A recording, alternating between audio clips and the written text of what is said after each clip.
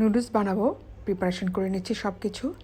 Sausages কেটে নিয়েছি, সসেসের বদলে চিংড়ি মাছ অথবা চিকেন দেওয়া যায়, তবে সসেসটা খুব আসলে সুবিধা হয়, তাড়াতাড়ি করে করা যায়, যার জন্য সসেসটা ইউজ করছি। আর একটু ভেজে নেব মাশরুম, আর তার সাথে ভেজে নেব একটু ডিম।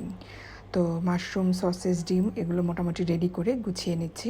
আর আগে থেকেই নুডলসটা আমি সিদ্ধ করে নিয়েছি। ডিমটা ভাজা হয়ে গেলে উঠিয়ে নিচ্ছি।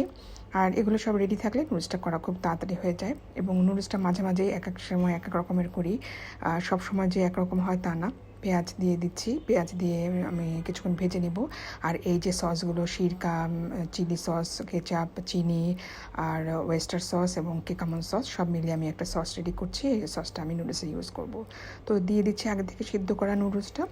নুডলসটা একটু ভাজা ভাজা করে নিব ভালো করে, এবং একে একে সসেস, ডিম, মাশরুম এগুলো সব দিয়ে দিচ্ছি।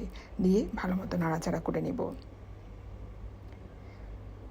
এই পর্যায়ে আমি সসটা দিয়ে দিব। সসটা দিয়ে দেওয়া হয়ে গেলে আসলে আমার নুডলসের মেইন যে কাজটা সেটা হয়ে যাবে। নুডলসটা বানানো মোটামুটি শেষ। আর সব শেষে একটু গোলমরিচের গুঁড়া দিব। আর গোলমরিচের গুঁড়া দেওয়ার পর একটু চিলি ফ্লেক্স দিব। চিলি ফ্লেক্সটা আসলে অপশনাল, দিলেও ভালো লাগে। মুখে যখন চিলি ফ্লেক্সটা পড়ে টেস্টটা বেশ ভালোই লাগে। আর এই তো আমার হয়ে গেল নুডলসটা। এখন আমি ডিশে সার্ভ করে দিব। বাচ্চার জন্য বানিয়েছি।